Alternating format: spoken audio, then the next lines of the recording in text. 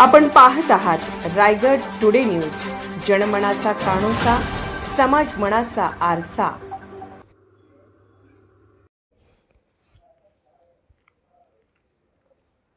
वडखळ जिल्हा परिषद गटातून शेकापमधून संजय जांभळे यांचा अर्ज दाखल। पेण प्रदीप मोकल।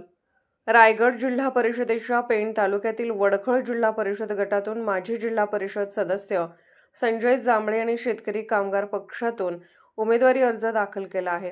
तर पेण पंचायत समितीच्या वडखळ गणातून निलेश पाटील, वाशी गणातून महेंद्र ठाकूर यांनी उमेदवारी अर्ज दाखल केले आहेत। यावेळी शेतकरी कामगार पक्षाचे पेण तालुका चिटणीस प्रल्हाद पाटील व शेकापचे कार्यकर्ते उपस्थित होते। या अगोदर संजय जांभळे यांनी 2 वेळा रायगड जिल्हा परिषद सदस्य म्हणून नेतृत्व केले आहे। येथील पाणी प्रश्न सुटावा म्हणून त्याची आग्रही भूमिका राहिली आहे। संजय जांभळेला जनतेने प्रोत्साहन दिले आहे। जनतेने सांगितले आहे तुमची आता गरज असे सांगितले आहे, म्हणून मी जयंत भाईंच्या शेतकरी कामगार पक्षातून उमेदवारी अर्ज भरत आहे। या विभागातील सर्वात मोठा पाणी प्रश्न आहे। येथील जनतेला नेतृत्व पाहिजे असेल तर तो संजय जांभळेचाच पाहिजे असे येथील जनतेने ठरवले आहे। जलजीवन मिशन योजनेच्या टाक्या बांधल्या पण त्यात पाणी आले नाही। येथील पाणी प्रश्नावर मोठं जन आंदोलन करावं लागेल।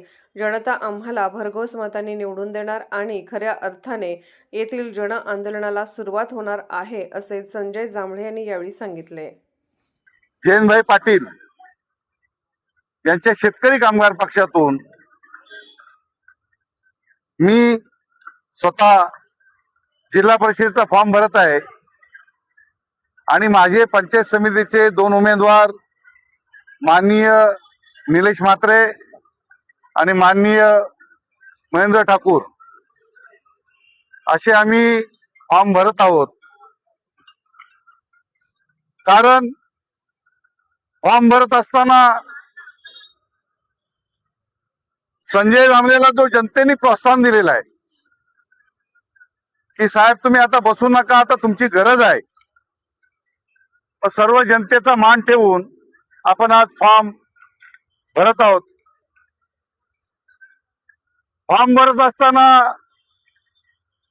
7 ते 12 आणि 12 ते 17 असा या प्रवाहातून मी जिल्हा परिषद सदस्य होतो। 15 महिन्यासाठी मी या रायगड जिल्ह्याचा अर्थबांधकाम सभापती होतो आणि तो 2012चा कालखंडामध्ये आपण एवढं काय सर्व काय तिथे की जिथे गाव दिसेल तिथे कामाची पाटी दिसेल असं आपण या पेण तालुक्यामध्ये केलं होतं। सर्वात मोठा प्रश्न जो आहे आमच्या विभागातला तो म्हणजे पाणी प्रश्न। आता त्यावेळेस पण मी उपोषणाला बसलो होतो। शहापारा धरणाचा गाळ ओरिजिनल काढला होता, डुप्लिकेट नाही, आणि हे पत्रकारांना पण तुम्हाला माहिती आहे। त्याच्यामुळं बऱ्यापैकी पाणी जनतेला मिळत होता, परंतु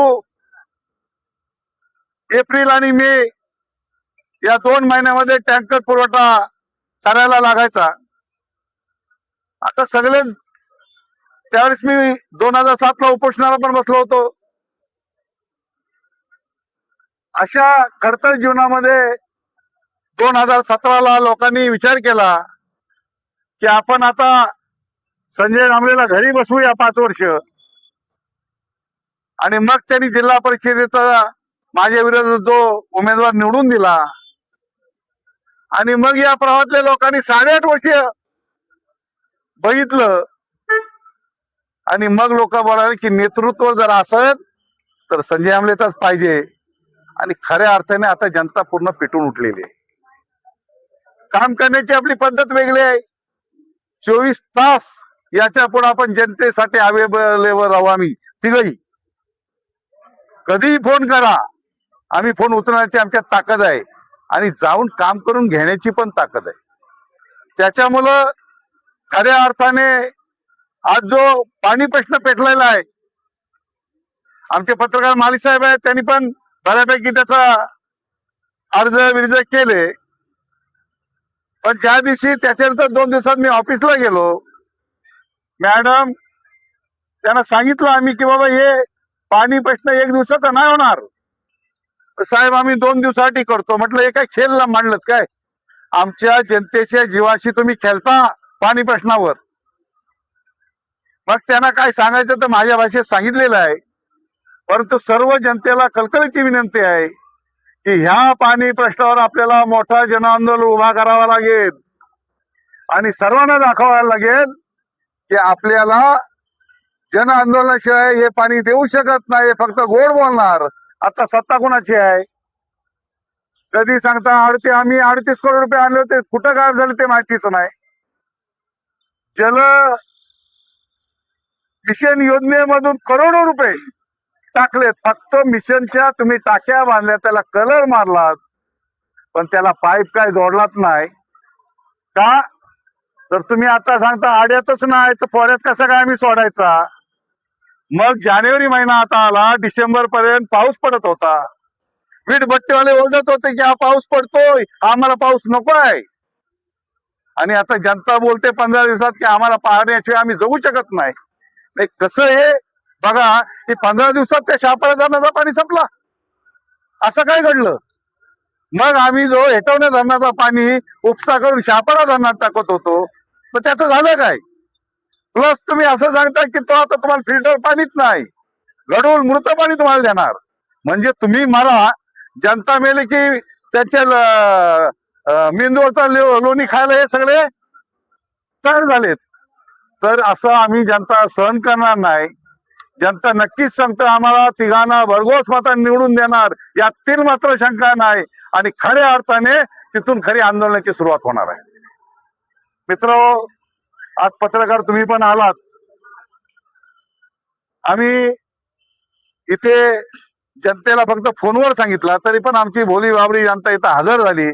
त्यांचे पण आम्ही तिन्ही उमेदवार आभारी आहोत. पत्रकार तुम्ही आल्याबद्दल तुमचे पण आभारी आहोत.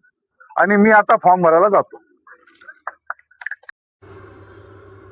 रायगड टुडे न्यूज चॅनलला लाईक करा, शेअर करा आणि सबस्क्राईब करा.